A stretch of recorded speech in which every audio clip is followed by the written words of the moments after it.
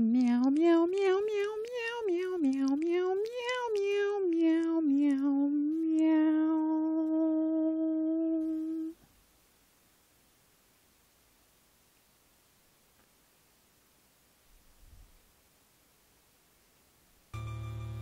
Hello everybody and welcome to Marathon Safe. I am JaggerG and I will be teaching you how to speedrun Metroid. Now if you've played this game before, and I'm assuming you have, you'll know that this game is really simple. Technically. You run left and right, you aim up, you morph into a ball. You have a shoot button, a jump button, a weapon switch button, and that's it. Even the physics are really basic. However, to get through the game, you essentially have to know exactly where every enemy is, exactly where you need to shoot, and exactly when to jump. And my goal is to teach you all of that. So there are a lot of categories you could speedrun here. I'm going to start you off with the most basic category there is, any percent, no major skips, essentially as the game was intended. Now in the third room of the game, we're going to try to manipulate a spawn by killing these two screes and jumping over these gamers. It shouldn't spawn a third gamer, but it does, and he moves to the right and blocks the tunnel. What actually went wrong is I jumped too high. Now bear with me, when you scroll the screen far enough before the gamer disappears, it'll spawn some extra screes, and those extra screes will prevent extra gamers from spawning in the tunnel. To accomplish this, you need to know that running on the ground is faster than jumping through the air, and this is why jumping too high was a bad thing.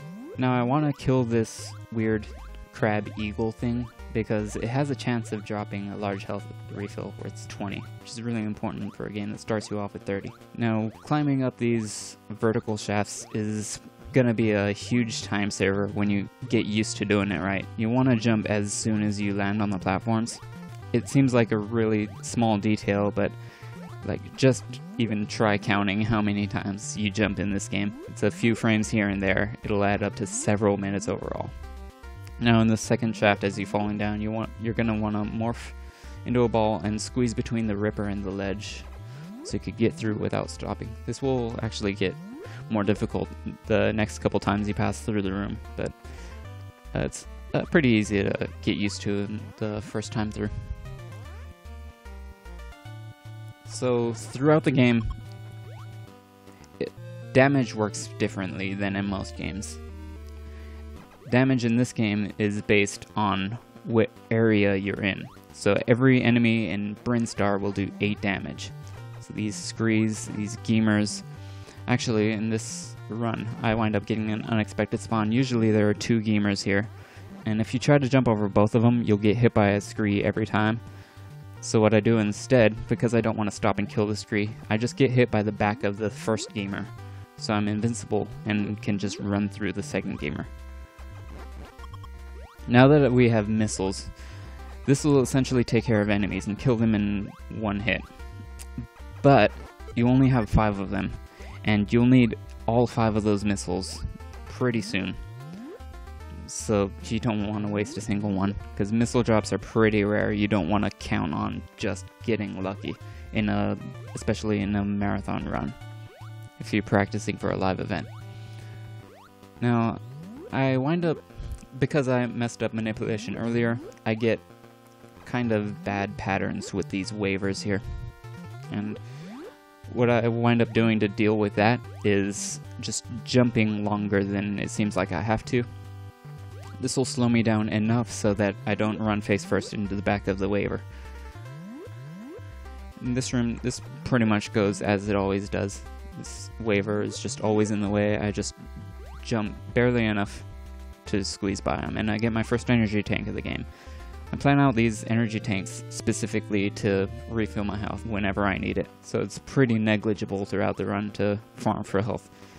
Now dealing with these waivers is tricky. Like that first jump, I had to cut my jump off just before full height, and that let me get through the top waiver. And the second jump, I messed it up. I jumped too early and wound up falling in the lava.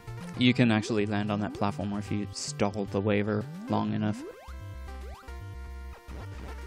We're coming up on bombs pretty soon, and this is essentially the most important item in this series, probably.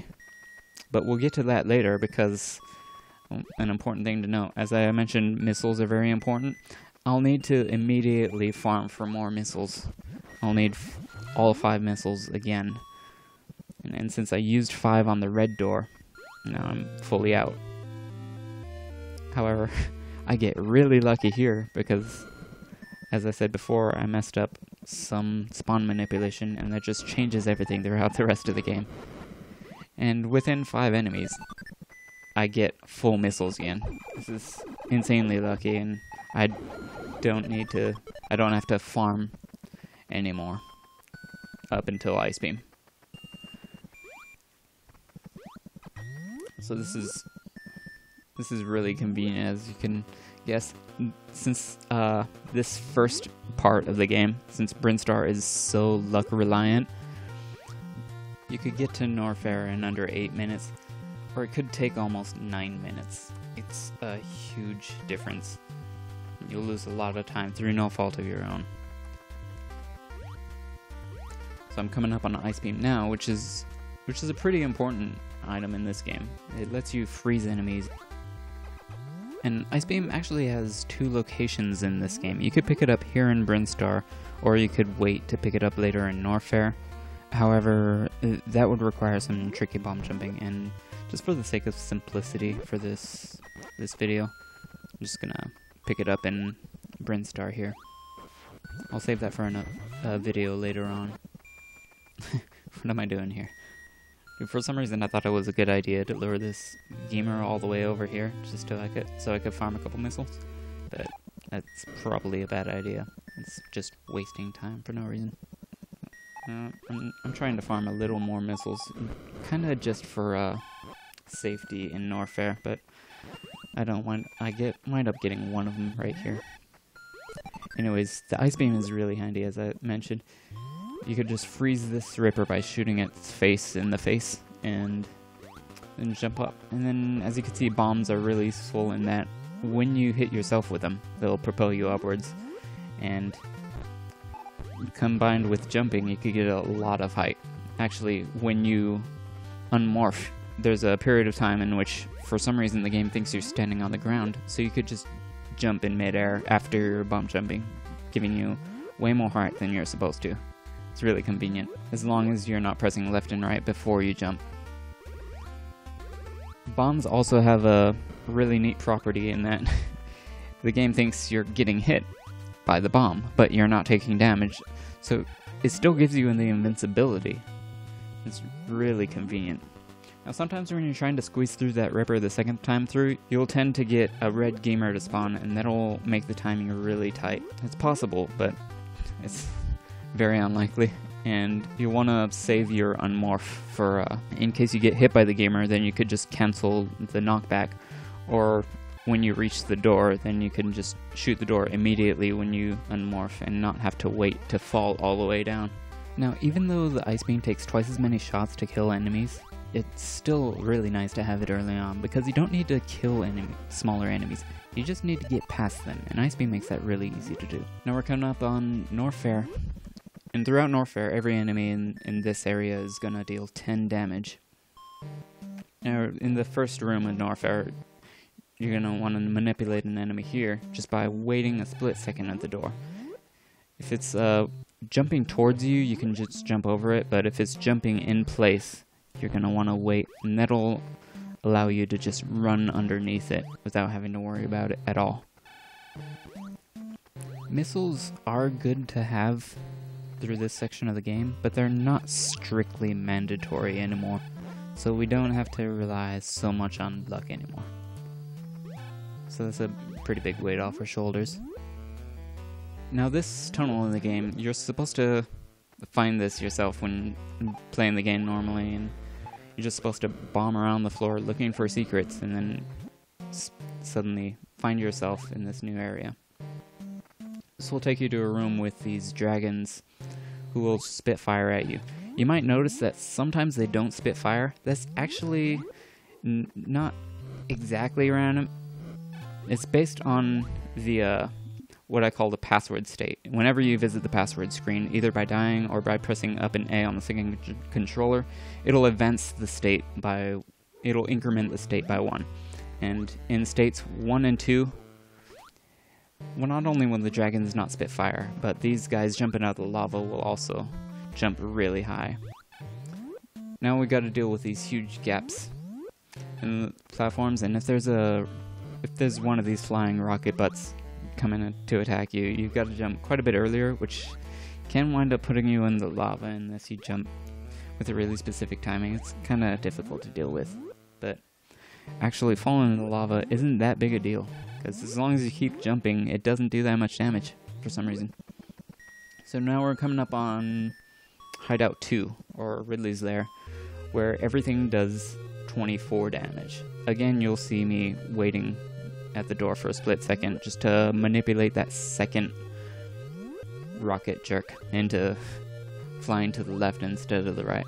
It's based on where you are when it jumps. And you also want to freeze the bees as you go by. It'll make them a lot easier to deal with. So at this point you want to take stock of your inventory. See if you have full missiles, if you have more than 50 health. If not, you're going to want to stop and farm a little bit. But otherwise, you're free to just go through the room like that. Now these flying meatballs are very difficult to deal with. You'll notice I have to stop before like each and every one of these in a very specific space to let them fly over me. Now if the password RNG state is at 2 or 3, then the first one is guaranteed to hit you as you're going through the door, unless you're bomb jumping over it. But then this hallway here will spawn the meatballs slightly later, and will just let you roll right through unhindered. It's very convenient, and you can tell if you're in that state, if these green tumbleweeds here are actually moving clockwise. For some reason, certain enemies of the game are very conveniently telling of what's going to happen with future rooms. This will come up later on as well. Now getting through the rest of these meatballs is it's actually pretty simple.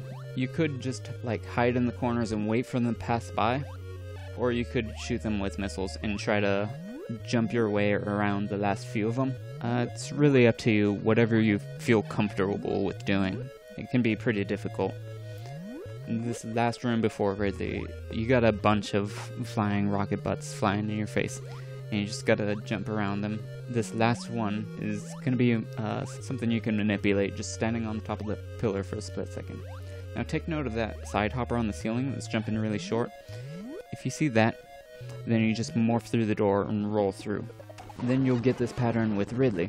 And he has one of two patterns. He can either shoot fireballs really far away, or in password states 1 and 2, he can have a really thin wave that'll just get in your way the whole time. If you'll notice, in this circumstance, the side hopper is jumping really high, and when I enter Ridley's room, the fireballs are shooting really close. But since I have Ice Beam, in order to deal with this, all you really have to do is freeze all 5 fireballs, and then jump on top of them, and just spam shots into his face. Now, speaking of Ridley, there's an important version difference. On the NES version, the Wii Virtual Console version, and the one that I'm playing on, the Metroid Prime and Fusion Connectors bonus, you'll start the fight with the long-range attacks. And on the Game Boy Advance port and Zero Mission Unlockable, you'll get this short-range pattern, because it advances the state by 1 by default. Another major thing that would help in this fight is to know just the basic mechanic of how shooting works. If you're not aware, there are several different ways you can shoot. If you're just holding the shoot button, you'll shoot at about 1 shot per 4 frames. If you're mashing the shoot button, you can maybe get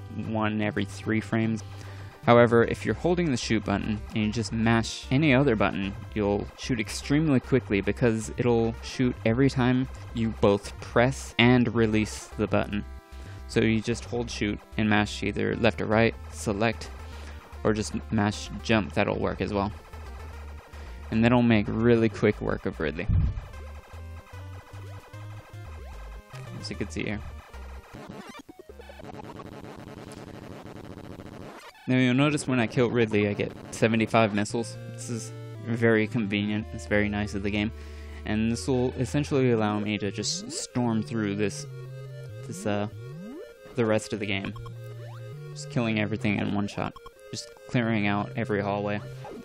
However, even though you have 75, you still want to make sure every shot counts, and you're gonna want to pick up missile refills whenever you can. Now, the nice thing about this flying meatball room is that they'll always give you a drop, whether it's energy or missiles. And on top of that, they have a chance of giving you a large energy drop, which will give you 20. So instead of going out of your way to pick up an energy tank to the left of Ridley and risking getting killed by a bunch of rocket butts, well, you just go through this meatball room and just fill up as you go. It's a lot easier, as it turns out.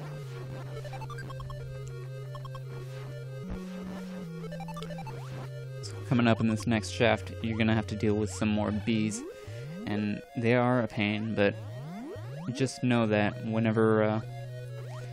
just know that each pipe can only spawn one bee at a time.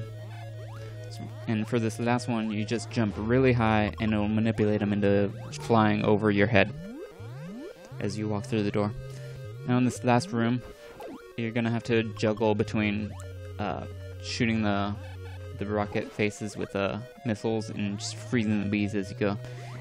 It's really tough to get used to, but it takes quite a bit of practice.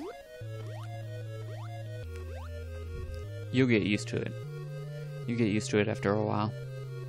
Now, a minor thing to note is when you're spin jumping in the air, you're always facing forward until you fire a shot. So you kind of want to give a warning shot before you turn around and shoot the blocks.